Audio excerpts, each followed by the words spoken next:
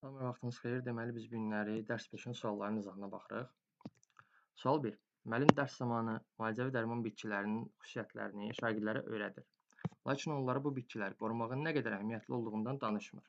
Bu zaman hansı pedaqoji tələb pozulmuş olur? Baxın, deyirik ki, müəllim neynədir? Xüsusiyyətləri öyrətdi, düzdür. Amma onların əhəmiyyətindən danışmadı. İstəyirdi ki, təhsil məqsədləri öyrədici, tərbiyedici və inkişaf etdirici olmalıdır. Tərbiyedicilik dedikdə burada mənəvi əxlaqi tərbiyədən söhbət getmirdi. Dərsin bilik hissəsinin öyrədiciliyindən, yəni nə qədər belə deyək də, əhəmiyyətli olmağından danışmalı idi müəllim burada.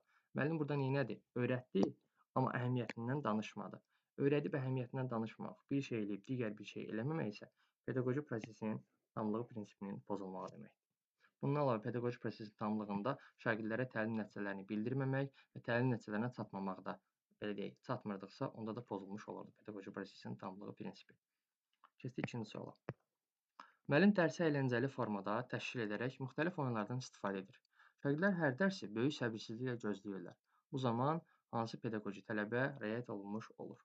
Baxın, deyirik ki, dərsin əyləncəli olmağı, şagirdlərin maraqlarına riayət eləmək 2 dənə pedaqoji tələb də var. Bunlardan biri şagird yönümlülüyüdür.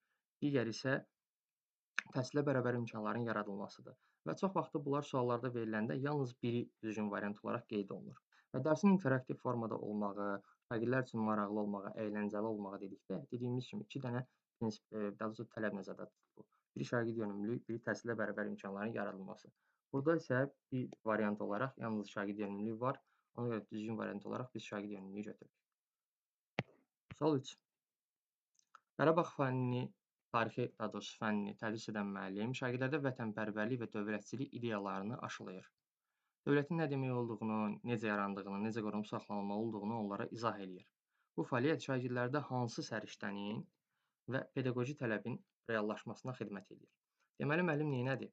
Burada Qarabağ tarixi haqqında, xalqın tarixi haqqında, dövlətçilik haqqında, vətənpərvərlik haqqında ideyaları şagirdlərə aşıladı. Dövlət haqqında danışdı. Yəni burada 2 dənə bir şey tapmalıyıq. Biri səriştədir, biri pedaqoji tələbdir. Və biz deyirik ki, dövlət haqqında, dövlətin tarixi haqqında danışmaq nə idi? Nəyi bildirirdi bizə? Biz deyirdik ki, biz dövlət haqqında danışırdıqsa, deməli fəal vətəndaş mövqeyi səriştəsinə yiyələnmiş olurduq. Və burada bundan əlavə vətənpərvərlik və dövlətçilikdən danışılırsa, deməli dəyərlər hissəsi şəxsiyyət yönümlülükdə idi. Biz deyirdik ki, bir şəxs idraki, ünsiyyət və psixomotor bacarıqlar əsasında milli və bəşəri dəyərlər ruhunda böyüməlidir. Və bu situasiyada da müəllim şagirdləri həm fəal vətəndaş kimi formalaşdırmağa çalışır, həm də ki, şəxsiyyət yönümlülük prinsipini reallaşdırmağa çalışır. Ona görə düzgün cavab olur A variantı. Digər cavablar isə doğru deyil. Sual 4. Şagird məktəbdə müəllimlər və digər şagird yoldaşlarına necə davranmalı olduğunu bilir və bu qaydalara əməl eləyir. Şagirddə hansı dəyər formalaşır? Biz deyirdik ki, davranışla bağlı bütün hissələr şagirdlərin şəxsi və sosial məsuliyyətini dərk eləməyidir. Yəni bir insan necə davranmalı olduğunu, cəmiyyətdə necə davranmalı olduğunu, cəmiyyətin digər üzvləri necə davranmalı olduğunu bilirdisə və məsuliyyətini dərk eləyərək qaydalara əməl eləyirdisə, deməli nə idi? O adam şəxsi və sosial məsuliyyət səriştəsinə malik idi. 4-cü sualın cavabı oldu C. Keçdik 5-ci suala. Şagird dərsdə hazırlaşarkən çətinlik çəkdiyi hissələri qeyd edir və onu tez bir zamanda aradan qaldırmağa çalışır. Deməli, bu adam neynir? Özü çətinlik çəkdiyi hissələrin hamı birini qeyd elədi və onu aradan qaldırır. Deməli, adam müstəqil öyrənməyə çalışır. Müstəqil öyrənmə bacarığı var. Çatışmazlıqlarını bilir və onları qeyd eləyərək aradan qaldırır. Sual 6. Müəllim dərs prosesində şagirdlərin nailiyyətlərinə əhəmiyyət vermir, amma hər hansı bir tapşırığı səhv elədikdə və yaxud da qayda pozuntusuna yol verdikdə onu mütləq vurğulayır. Bu hal şagirdlərin özünə qapanmasına gətirib çıxarır. Müəllim burada hansı tələbi pozur? Deməli, baxın, dərs zamanıdır, şagirdlərin hər hansı bir nailiyyəti var, müəllim ona əhəmiyyət vermir, göz ardı eləyir, uşaqları buna görə qiymətləndirmir. Amma hər hansı bir səhv elədikdə və yaxud da qayda pozuntusu elədikdə isə bunu mütləq vurğulayır. Bu zaman şagirdlər nə edir? Həvəsdən düşürlər. Şagirdlərin belə deyək də özünə qapanması baş verir. Müəllim nə edir burada? Sosial, belə deyək də, psixoloji mühit var və müəllim bu mühiti pozur. Psixoloji mühiti pozduğuna görə burada dəstəkləyici mühitin yaradılması prinsipi də pozulmuş olur. Müəllim normal bir mühit qurmalıdır sinifdə, öyrədici bir mühit qurmalıdır. Hamının sərbəst formada rəftar edə biləcəyi və danışacağı bir mühit qurmalıdır. Müəllim isə bu mühiti pozduğuna görə dəstəkləyici mühitin yaradılması prinsipini pozmuş olur. Sual 7. Şagird qrup işlərinə fəallıq nümayiş elətdirir. Onun bu bacarığına görə müəllim qrup işlərində rəhbərliyi həmin şagirdə tapşırır. şagirddə hansı səriştə formalaşıb? Baxın, deyir ki, qrup işlərində nə var? Başqaları var. Və qrup işlərində başqalarının olmağı şagirdin onlarla əməkdaşlıq eləməyi deməkdir. Və əməkdaşlıq elədiyini görən müəllim də onu qrup işlərində nə edir? Rəhbər edir. Rəhbər də digər şəxslərlə yenə də əməkdaşlıq eləməyə məcburdur və əməkdaşlıq eləməlidir. Və şagirddə bu səriştənin olmağını görən müəllim də onu qrupa rəhbər qoyur. Deməli, hansı səriştə var şagirddə? Qrup işlərini işləmək üçün əməkdaşlıq səriştəsi var. Sual 7-nin cavabı olur C variantı. Sual 8. Müəllim şagirdlərə zəlzələ baş verərsə, yardımda siz də qoşulub istifadə etdiyiniz əşyaları zərərçəkənlərə bağışlayarsınızmı deyə sual verir. Bu situasiyada müəllim şagirddə hansı səriştəni və pedaqoji tələbi reallaşdırır? Deməli, deyir ki, zəlzələ olsa nə edərsən? Sən istifadə eləmədiyin əşyaları verərsənmi, bağışlayarsanmı? Bu kimi yanaşmanı müəllim şagirdlərdə formalaşdırmağa çalışır ki, yəni sən başqalarını neylə? Başqalarına kömək elə, başqalarına yardım elə, digər şəxslərə kömək eləyərsənmi deyə bir sual verir. Və bu sualın kökündə dayanan məqsəd də şagirdlərdə məsuliyyət formalaşdırmaqdır ki, yəni cəmiyyətdə hər bir insana kömək eləmək lazımdır. Onların belə deyək, lazım olan köməyi, dəstəyi onlara göstərmək lazımdır və dəyər formalaşdırır şagirddə.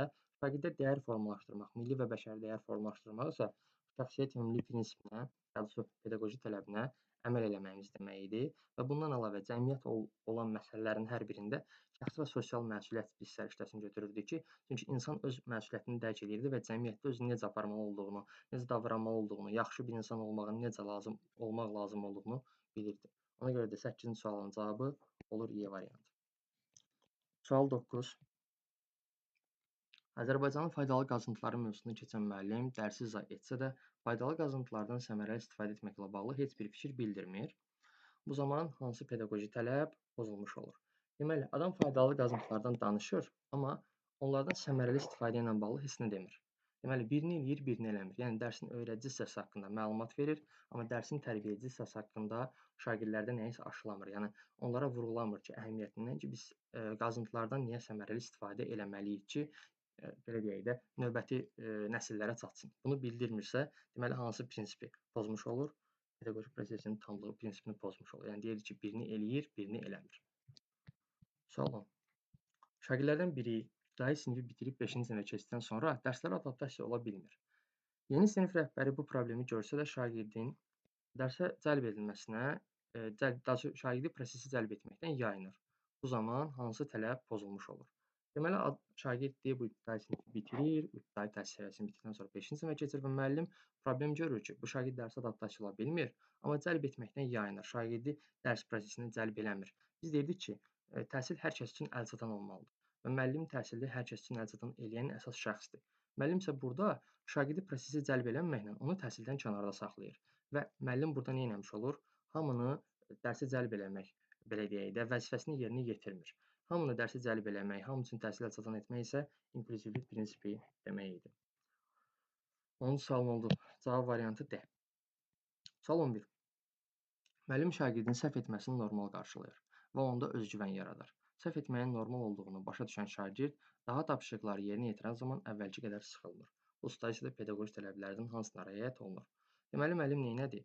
Bir mənəvi cəhətdən sağlam bir mühit yaratdı, şagirdlərin özünə inamına şərait yaratdı və sağlam bir mühit olduqda da şagirdlər başa düşür ki, səhv eləmək olar, səhv eləyərək öyrənirik və buna görə də əvvəlki qədər sıxılmırlar və tapşırıqları eləyən zaman, dərsləri eləyən zaman səhv eləməkdən çəkinmirlər. Bu zaman müəllim nə edir? Sinifdə bir sağlam bir mühit yaradır. Sağlam psixoloji bir mühit yaradırsa, dəstəkləyici mühitin yaradılması prinsipinə, tələbinə əməl eləmiş olur. Sual 12. Müəllim şagirdlərin bilik və bacarıq səviyyəsini müəyyənləşdirir və nəticələr əsasən sinifdə müxtəlif fəaliyyətlər həyata keçirir, tapşırıqlardan istifadə edir.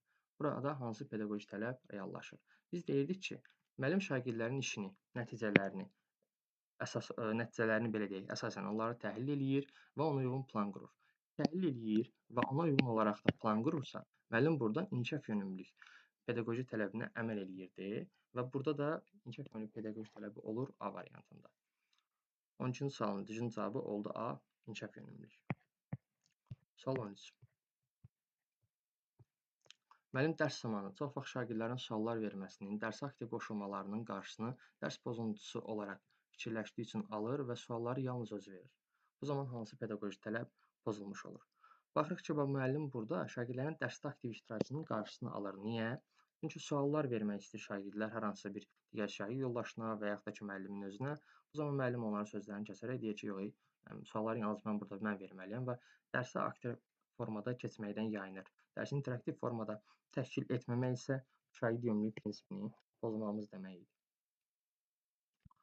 Sual 14. Müəllim dərsdə layihə tipli tapşırıqlar zamanı qrupda iş bölgüsünü şagirdlərin özlərinə tapşırır. Hər şagird layihənin özünə uyğun olan hissəsini yerinə yetirir. Burada pedaqoji tələbin hansına riayət olunur? Deməli, baxın, müxtəlif layihə tipli tapşırıqlardır və müəllim bu zaman iş bölgüsünü özlərinə tapşırır uşaqların. Uşaqlar isə hansı hissə, layihənin hansı hissəsi onlara uyğundursa, bunu özləri seçir və yerinə yetirirlər. Biz deyirdik ki, təhsilə bərabər imkanların yaradılması prinsipində müəllim differensiallığı qorumalıdır. Və bu zaman burada nə olub? Differensiallıq qorunub da. Uşaqlar özlərinə hansı uyğun olan hissə varsa, həmin hissəni özləri üçün seçiblər və yerinə yetiriblər.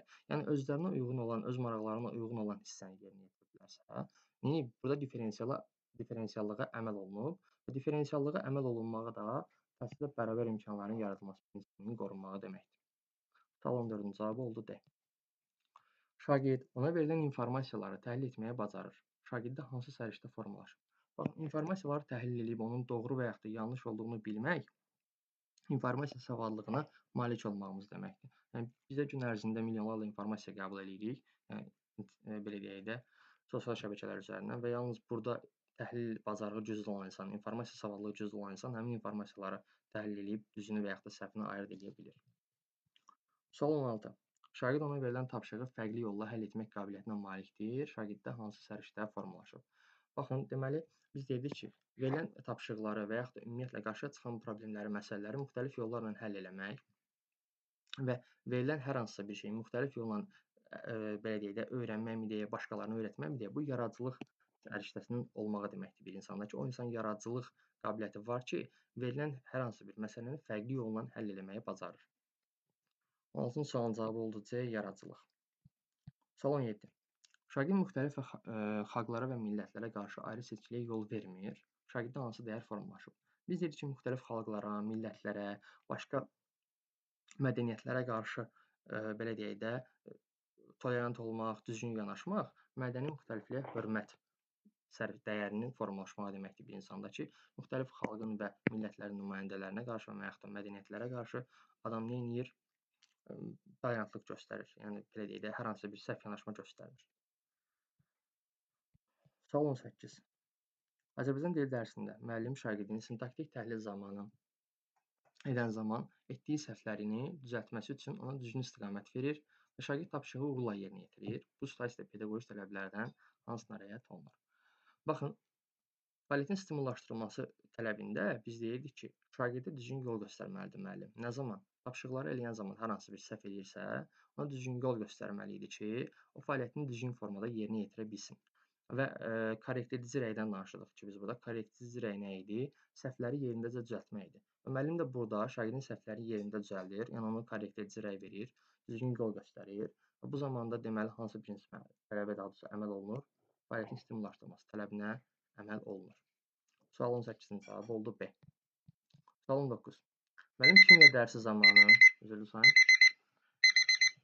şagirdlərin öyrəndiklərini laboratoriyada təcrübə apararaq tətbiq eləmələrini istəyir. Bunun üçün lazım olan avadanlıqlar olduğundan müəllim bu prosesi asanlıqla reallaşdıra bilir. Bu zaman pedaqoji tələblərdən hansının prinsipi gözlənilir?